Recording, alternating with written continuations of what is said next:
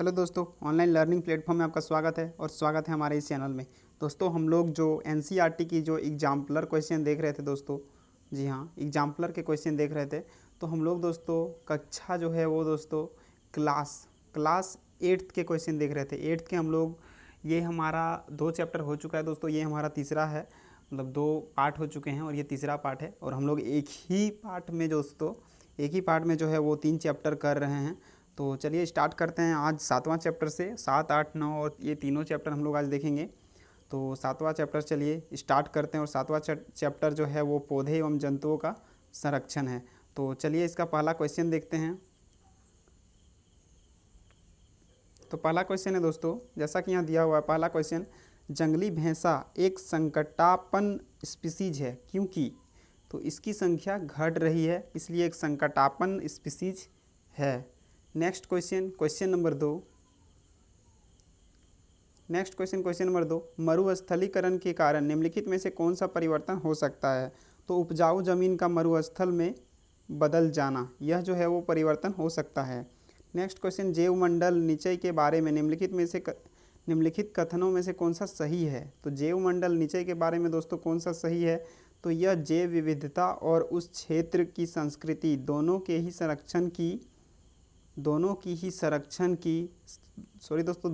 संरक्षण के लिए होता है। तो इसका सही आंसर हो जाएगा option number C. Next question पे चलते हैं। क्वेश्चन नंबर 4, अपने प्राकृतिक पर्यावास में जैव विविधता के संरक्षण के लिए निम्नलिखित में से कौन सा स्थान है। तो 3 और 4 इसका हो जाएगा। तो वन्य जीव अभ्यारण्य और राष्ट्रीय पार्क जो नेशनल पार्क है दोस्तों, और जो वाइल्ड लाइफ सेंचुरी है, ये दोनों आपका सही आंसर हो जाएगा। नेक्स्ट क्वेश्चन, क्वेश्चन नंबर 5, स्थानिक स्पीसीज के संदर्भ में निम्नलिखित में से कौन सा कथन सही है। तो ये एकमात्र रूप से एक विशिष्टीकृत पर्यावास में पाई जाती है। नेक्स्ट क्वेश्चन, क्वेश्चन नंबर 6, वन्य जीव अभ्यारण्य के लिए निम्नलिखित में से कौन सी विशिष्टता सही है। तो यह प्राणियों के लिए कृत्रिम रूप से बनाया गया एक रक्षित क्षेत्र है। सही, इसका सही आंसर हो जाएगा option number A. Question number 7, संकटापन्न स्पीसीजों के लिए निम्नलिखित में से कौन सा कथन सही नहीं है। तो ये अन्य जानवरों के लिए खतरा उत्पन्न कर सकते हैं, यह सही नहीं है। बाकी जो संकटापन्न स्पीसीज है दोस्तों उनके लिए सही है, उनकी संख्या प्रबल रूप से घट गई है, ये निकट भविष्य के विलुप्त हो सकते हैं, निकट भविष्य में जो है दोस्तों ये विलुप्त हो सकते हैं।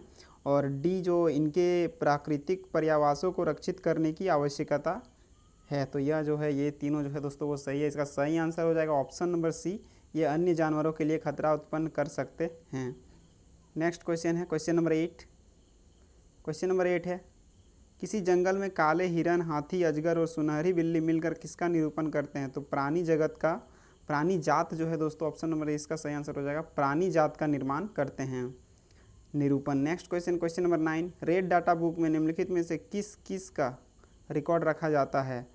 तो 3 और 4, संकटापन्न पादप और संकटापन्न प्राणी, ये दोनों का जो है दोस्तों वो रिकॉर्ड रखा जाता है रेड डाटा बुक में। नेक्स्ट क्वेश्चन, क्वेश्चन नंबर 10, प्रवासी पक्षी वर्ष को एक विशेष अवधि के दौरान सुदूर क्षेत्रों तक उड़ते हैं, उस अवधि में उनके पर्यावास में निम्नलिखित में से कौन सी परिस्थितियाँ उनके इस व्यवहार के लिए उत्तरदायी है। तो 1 और 2 इसका सही आंसर हो जाएगा ऑप्शन नंबर बी, भोजन उपलब्ध ना होना और उग्र मौसमी परिस्थितियाँ। नेक्स्ट क्वेश्चन, क्वेश्चन नंबर 11 है दोस्तों, हमारे देश में खेती करने के लिए वनों के बड़े बड़े भूभाग साफ कर दिए जाते हैं, इस प्रक्रिया से पर्यावरण पर क्या प्रभाव पड़ता है। तो मृदा अपरदन का प्रभाव पड़ता है, ऑप्शन नंबर ए इसका सही आंसर हो जाएगा। दोस्तों नेक्स्ट चैप्टर में हम लोग चलते हैं। तो नेक्स्ट 8th नंबर का चैप्टर जो है वो कोशिका है दोस्तों। सेल के बारे में देखेंगे हम लोग, जो एग्जाम्पलर के क्वेश्चन हैं। तो संरचना और उसके कार्य को देखने वाले हम लोग कोशिका के। तो चलिए स्टार्ट करते हैं पहला क्वेश्चन से। तो पहला क्वेश्चन है दोस्तों, एक कोशिक जीवों के संदर्भ में सही कथन चुनिए। तो एक कोशिक जीव श्वास लेते हैं और जनन करते हैं। तो यह जो ऑप्शन नंबर सी है जो इसका सही आंसर हो जाएगा।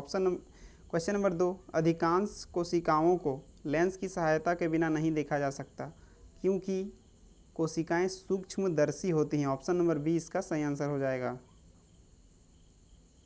नेक्स्ट क्वेश्चन, क्वेश्चन नंबर 3, नीचे दिए गए शब्दों के विभिन्न समुच्चयों को देखिए। तो कोशिका झिल्ली, माइटोकॉन्ड्रिया, राइबोसोम और गुणसूत्र। दोस्तों यहाँ पे पूछा हुआ है आंसर में कि क्या होगा, प्राणी कोशिका के संदर्भ में कौन सा समुच्चय है। तो कोशिका झिल्ली, माइटोकॉन्ड्रिया, राइबोसोम और गुणसूत्र, ऑप्शन नंबर सी इसका सही आंसर हो जाएगा। नेक्स्ट क्वेश्चन, क्वेश्चन नंबर 4, निम्नलिखित में से कौन सा शब्द केंद्रक का भाग नहीं है। तो राइबोसोम जो है दोस्तों वो केंद्रक का भाग नहीं है, बाकी केंद्रिका, जीन और गुणसूत्र जो हैं ये तीनों केंद्रक के भाग हैं। नेक्स्ट क्वेश्चन, क्वेश्चन नंबर 5, कोशिका के विभिन्न घटकों के लिए उपयुक्त शब्द है। तो कोशिका अंगक जो है वो कोशिका के विभिन्न घटकों को एक साथ जो है हम लोग कोशिका अंगक कहते हैं। नेक्स्ट क्वेश्चन, क्वेश्चन नंबर 6, कोशिका के भीतर पाए जाने वाले जेली जैसे पदार्थ को कहते हैं। तो कोशिका द्रव्य कहते हैं। नेक्स्ट क्वेश्चन है दोस्तों क्वेश्चन नंबर 7, निम्नलिखित जीवों के उदाहरणों की जोड़ियों को देखिए। और पूछा गया है हमारे से 4 ऑप्शन दिए हैं और चारों में हमसे पूछा गया कि प्राक केंद्रिकियों के समूह के अंतर्गत आने वाली जोड़ी कौन सी है। तो इसका सही आंसर हो जाएगा ऑप्शन नंबर सी। और ऑप्शन सी में क्या दिया हुआ है आइए हम लोग देखते हैं। तो जीवाणु और नील हरित शैवाल जो है वो आते हैं दोस्तों जो आपको प्राक केंद्रिकियों के समूह के अंतर्गत।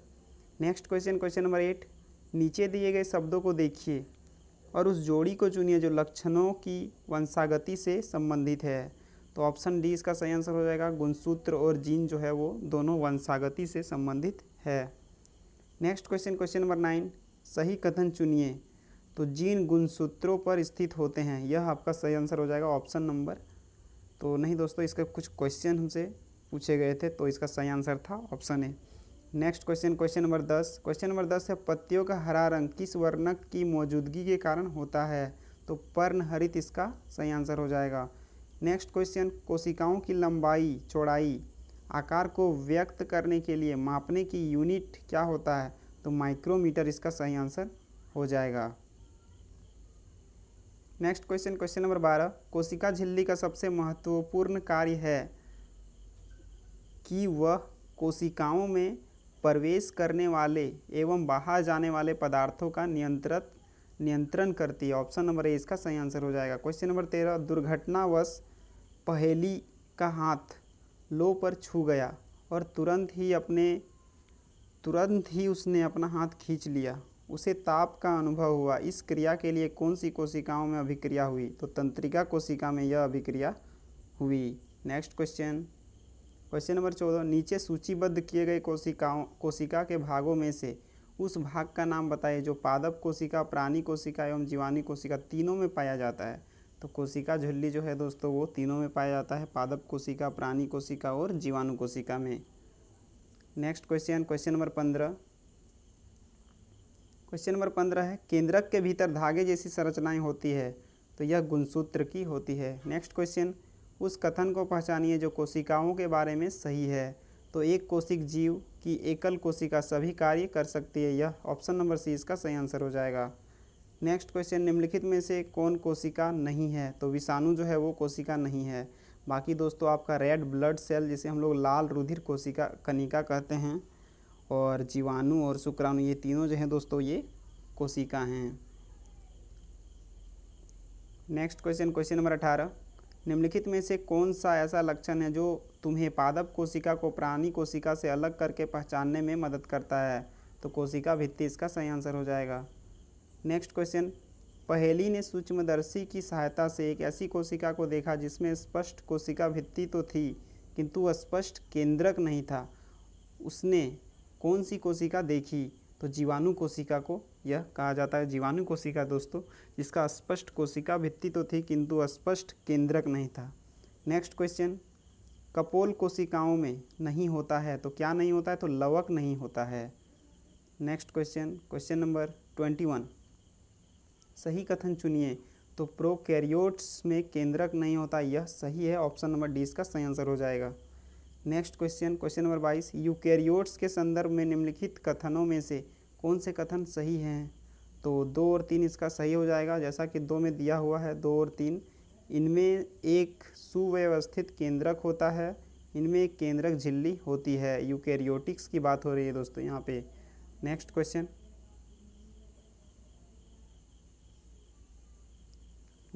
क्वेश्चन नंबर 23, कोशिकाओं के बारे में सही कथन चुनिए। तो एक उत्तक की कोशिकाओं की संरचना समान होती है, यह सही हो जाएगा ऑप्शन नंबर सी। नेक्स्ट है दोस्तों आपका 24 नंबर का क्वेश्चन।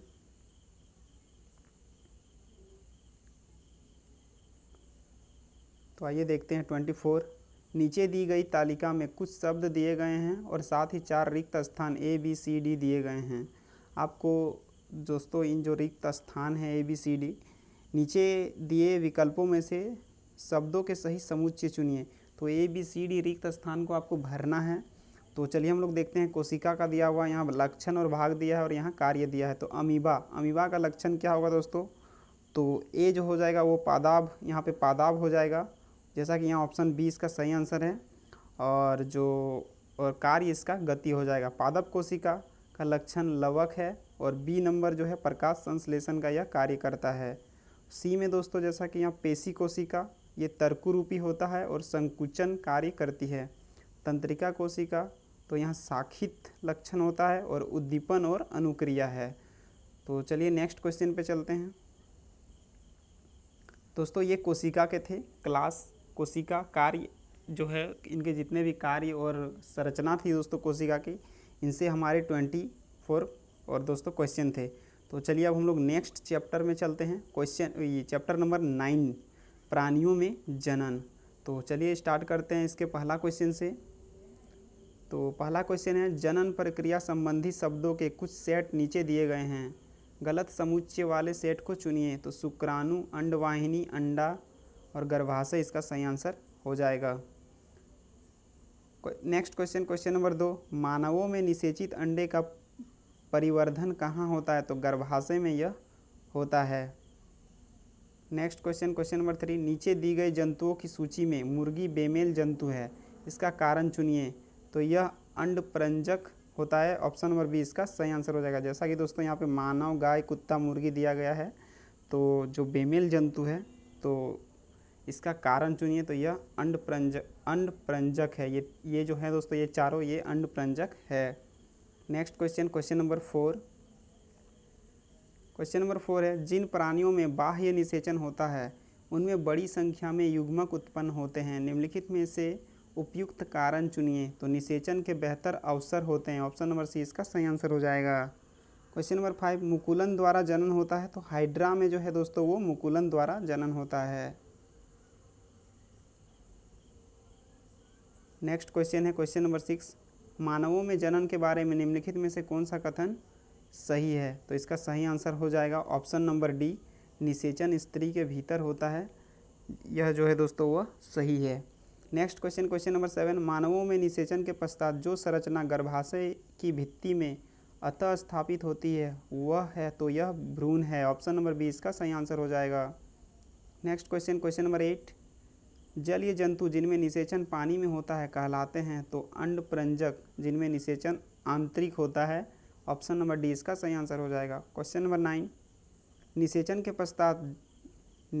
के पश्चात जो कोशिका एक नए जीव को उत्पन्न करती है वह है, तो यह युग्मनज है। ऑप्शन नंबर डी इसका सही आंसर हो जाएगा। नेक्स्ट क्वेश्चन, मानवों में जनन के दौरान घटनाओं का सही क्रम होता है। तो युग्मक निर्माण, निषेचन, युग्मनज, भ्रूण, यह जो है वो दोस्तों सही क्रम है मानवों में जनन के दौरान। तो दोस्तों ये हमारे जो 3 चैप्टर थे NCERT एग्जाम्पलर के क्लास जो है दोस्तों वो 8th के हम लोग अभी साइंस के क्वेश्चन कर रहे हैं एग्जाम्पलर। जी हाँ दोस्तों, तो ये आज के 3 चैप्टर दोस्तों आपको कैसा लगा ज़रूर बताइएगा। और ऐसे ही हम लोग सभी को सॉल्व करने वाले हैं दोस्तों 8th के, और 2 या 3 पार्ट में जो है दोस्तों वो ख़त्म हो जाएंगे। उसका 9 और 10th के भी हम लोग करेंगे। तो चलिए मिलते हैं नेक्स्ट वीडियो में, नेक्स्ट पार्ट में। तब तक के लिए धन्यवाद।